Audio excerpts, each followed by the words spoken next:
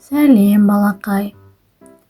Бүгін біз дене мүшелерін үйренетін боламыз.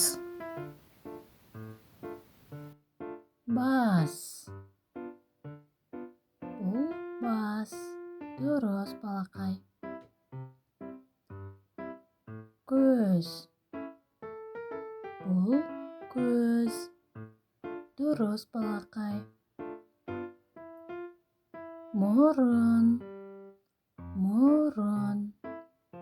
Жарайсың балақай. Құлақ. Құлақ. Ауыз. Ауыз. Жарайсың балақай.